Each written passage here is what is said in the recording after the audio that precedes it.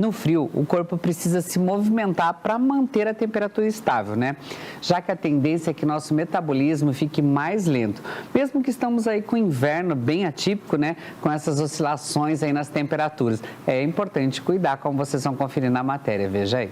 E o assunto do nosso bate-papo dessa tarde vai ser sobre a atividade física no inverno, porque dá às vezes uma preguiça, ai tá frio, ai tá chovendo, ai tá esse dia assim, mas é importante sim. A gente convidou hoje o educador físico Harry Benício, que vai contar mais pra gente sobre a importância da atividade física também em temperaturas mais baixas. Tudo bem, Harry? Olá, tarde. Tudo bem? Boa tarde a todos.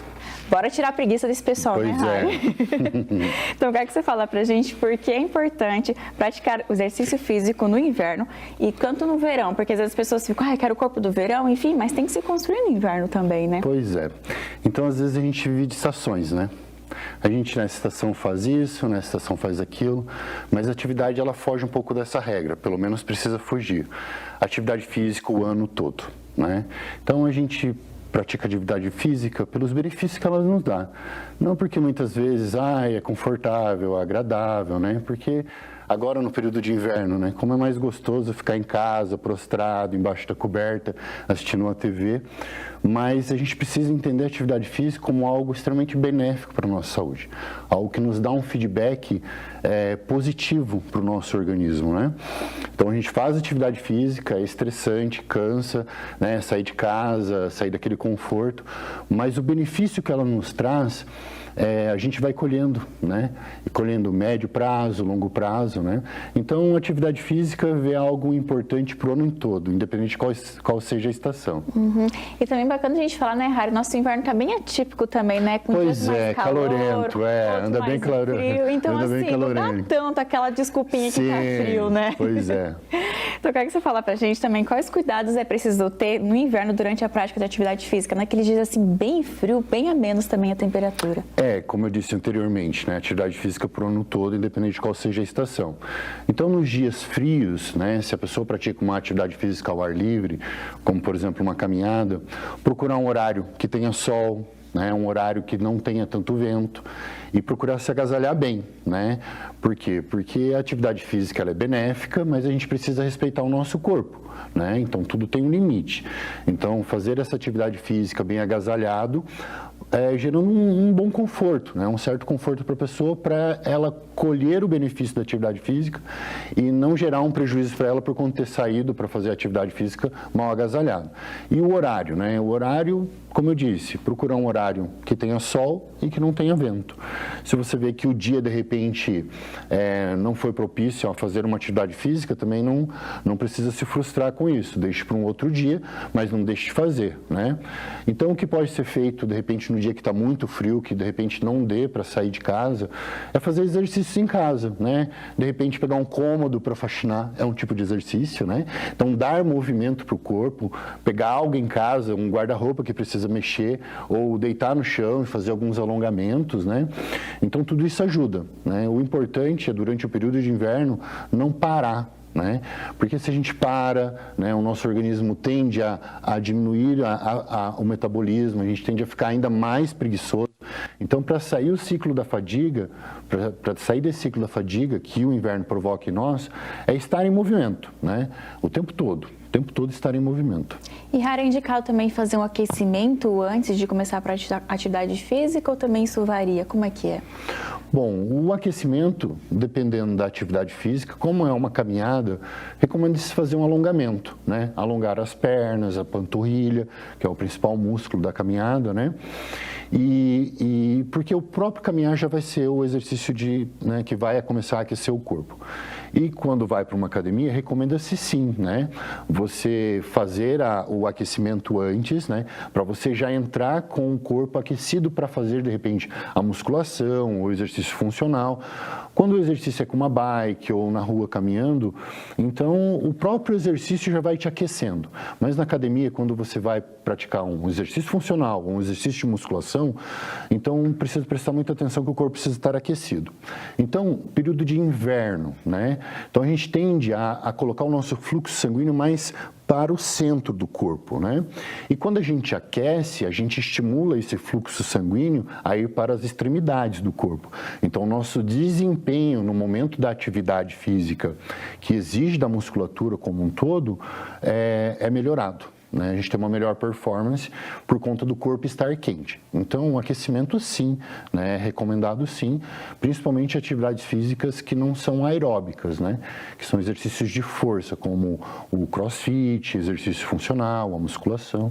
E até porque, Harry, nesse caso pode também evitar as lesões, porque o corpo está mais parado. Com certeza. Além de fazer o aquecimento, como eu disse, eu sou muito adepto do alongamento, da flexibilidade. Fazer flexibilidade antes, fazer o alongamento antes ou depois, qual é mais recomendado? Os dois. O alongamento antes a gente faz de uma forma mais rápida, segura menos tempo na posição, procura fazer um trabalho de soltura para estimular a sua articulação a estar pronta para o movimento, a fazer com que a sua musculatura no momento do movimento, do exercício, por você ter estimulado através do alongamento, ela estar apta a fazer aquele movimento, Pessoas que jogam futebol no frio agora, fazer bastante alongamento, porque quando você vai dar um chute na bola e de repente você excede a amplitude do movimento, por você não ter alongado, o músculo não reconhece aquela amplitude como algo seguro e aí ele trava e pode gerar as contraturas, as lesões. E o alongamento depois é o alongamento relaxante, Então pode se segurar mais tempo numa postura de alongamento, você pode exigir um pouco mais da sua flexibilidade porque o corpo já está quente, Então eu recomendo sim o alongamento antes da atividade física, de repente ali antes do aquecimento ou logo depois do aquecimento, dependendo de qual for a sua atividade física, como a ideia de soltar as articulações e já diminuir as tensões da musculatura para você desempenhar um melhor papel dentro da sua atividade física. E o depois para você relaxar e ficar mais tranquilo, mais aquela sensação de mole, tranquilo. Mais zen, né, mais Harry? Eu preciso começar então a fazer alongamento mais avançado. Eu só faço depois, a gente só lembra sempre do depois, Pois é. E a flexibilidade é algo importante para tudo, Então a gente vai amarrar o calçado, é nessas horas que a gente vê que está meio encurtadinho. Vai pegar uma coisa no chão, essas horas que a gente está encurtadinho, Então, assim, treinar a flexibilidade é saúde, Independente de qual seja a estação, a gente precisa fazer alongamento, Já que a gente está falando de alongamento, Harry, quais que são assim, indicados para fazer agora no inverno, que ajuda bastante o corpo a soltar? Às vezes, quando a gente fica bastante encolhido, querendo segurar o frio, às vezes começa aquela dor aqui na coluna também. Qual que é o alongamento que ajuda? Assim, para as dores. Então, assim, a gente tem que ver da seguinte maneira, tem que ver que tipo de dor que é, Existem dores crônicas, dores que a pessoa já sente mesmo sem o inverno, Aí no inverno elas aumentam um pouquinho mais, que são as dores crônicas, Isso precisa ser investigado. Um profissional gabaritado precisa fazer uma avaliação nessa pessoa e entender essas dores e dar início a um processo de tratamento, para que essas dores não se tornem mais recorrentes. Mas tem aquela dorzinha de trapézio, que tem aquela dorzinha de repente nas costas por ficar retraído. Então, quando a gente está no período de inverno, o nosso corpo se contrai muito para gerar calor, Eu percebo muito em mim, por não ter cabelo como você, E em dias frios a necessidade de proteger o pescoço, porque aí a gente sente frio no pescoço e é tudo inconsciente, tá? Você não pensa nisso. Aí você simplesmente retrai. Fica retraído 10 minutos, 5 minutos, sei lá quanto tempo você fica retraído. Um expediente inteiro retraído. Terminou o dia, você está com isso bem cansado, Você está com dor de cabeça muitas vezes, Porque você fica exigindo ali do seu pescoço. Então, cobrir o pescoço, se proteger, sentir o frio, se proteger, é uma maneira de você evitar a contratura que gera dor por conta do sentir frio, Então, assim, alongar o corpo, não existiria um alongamento específico, para isso, para aquilo, mas alongar o corpo de modo geral, Alongar a coluna, levar as mãos aos pés, fazer exercícios de lateralidade, exercícios de rotação, dar movimento para o corpo. Porque no inverno a gente tende a ficar prostrado, parado. E muitas vezes essas dores que acontecem por conta do inverno é por falta de movimento. Ficar ali no sofá, Netflix, embaixo da coberta, Então, levantar, dar uma mexida, uma sacudida no corpo, isso já vai ser útil, né? E já vai ajudar em muito aquelas dores que são provocadas pelo sentir frio, não por aquelas dores que a pessoa já vem carregando e que de repente aumenta com o frio, porque aumentou o grau de tensão do corpo. Isso precisa ser investigado. Por isso tem que ser tudo avaliado, né, Rai? Avaliado. O que é de dor de frio, o que é a dor que você já tem, o que é a dor postural, cada caso, Sim. né? Às vezes a pessoa já tem uma má postura e ela precisa fazer um trabalho de correção dessa postura para que essas dores não fiquem recorrentes. Então, a má postura, a gente tende a forçar ainda mais essa má postura no período de inverno. Então, as dores recorrentes daquela má postura tendem a aumentar no período do inverno. Mas foi o inverno que provocou ela? Não, a raiz está na má postura. Então, a gente precisa melhorar a má postura dessa pessoa para daí, então, a dor que ela sentir só do frio, né? E, Rai, tem alguma atividade física, assim, que é mais indicado para a gente fazer durante o inverno ou não? Todas são bem-vindas? Olha, atividade física durante o inverno, todas são bem-vindas. E é lógico, é mais recomendado em um ambiente controlado. Você se matricular em uma academia, né? Em uma academia de funcional, uma academia de musculação, uma academia de crossfit, né? Ou ir para um pilates, né? Ou ir para o yoga também, que hoje em dia, né? A gente pratica bastante yoga. Então, procurar um ambiente controlado, uma sala que não tenha vento, não tenha influência do clima lá fora. Mas a caminhada é algo que ajuda muito você pôr calor no seu corpo. Tá ali em casa, meio prostrado por causa do frio, de repente não participa, não é matriculado em nenhuma academia, não participa de nenhuma aula em sala, se agasalhe bem, se proteja e vá fazer uma caminhada. Então, quando você voltar dessa caminhada, você vai sentir muito mais calor no seu corpo, vai sentir muito mais disposto, né? E isso, de repente, só de fazer uma caminhada, aquelas dorzinhas provocadas pelo sentir frio, vai embora de você. E, Rai, os idosos, no caso, assim, eles precisam de um cuidado a mais durante a atividade física no inverno? Como que é esse cuidado que eles devem ter? Os idosos, assim, é prescindível que eles estejam sempre em movimento, né? Porque como nós adultos, né, eles também sofrem a consequência do inverno e de repente sofre um pouco mais por conta das incapacidades, né? Então eles precisam sim se mover, precisam tomar banho de sol. No inverno a gente não toma sol, né? Então mesmo que de repente o dia, né, igual agora a gente está com o inverno um pouco atípico, né, procurar tomar sol, né? De repente ficar ali no quintal tomando um sol, né? Para os idosos é super recomendado. E assim, a OMS recomenda para todo mundo, adulto, tá? Isso é uma recomendação da Organização Mundial de Saúde. Entre 150 e 300 minutos por semana. Isso não só de uma vez, você precisa dividir isso ao longo da semana. Então, para o idoso, caminhada, né? É excelente para o idoso. Como eu vinha conversando com você antes da entrevista, o caminhar ele não tem um efeito apenas benéfico para o corpo, ele tem um efeito benéfico para a nossa mente. Então, para o idoso se exercitar, não somente no período do inverno, mas se exercitar, as demências, né, que a gente percebe que muitas vezes o idoso sofre muito com isso, porque a atividade física, a dança, é maravilhoso para desenvolver neuroplasticidade no idoso. E nós, né, que vamos perdendo conexões neurais, né? Então, a atividade física, não somente para os idosos, que isso é prescindível, né? Mas existe uma recomendação da Organização Mundial da Saúde. Então, um simples fato de ir para o bailinho e dançar, gente, aquilo é maravilhoso para o idoso, a neuroplasticidade. Então, você, filho, neto, que tem um idoso em casa, se atente a isso. Você precisa desenvolver neuroplasticidade no seu avô, na sua bisa, levando ele para fazer atividade física, levando ele para o bailinho, levando para caminhar no lago. Ele é meio incapaz, não tem muita mobilidade. Tenha paciência. Às vezes uma volta na quadra, nem que você leve meia hora para fazer uma volta na quadra, você vai perceber a energia desse idoso mudando. E, Rai, no caso, assim, a gente pode falar que no inverno se queima mais caloria também? Pode. Opa, então isso vai já animar muitas pessoas. Exato. Só que é uma faca de dois gumes, tá?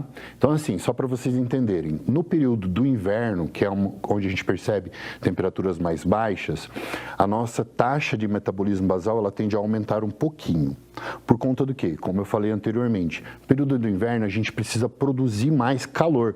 Então, a gente se contrai isso sem a gente querer, é involuntário, por isso que ocorre aquelas tensões que eu comentei antes, as tensões de inverno, né?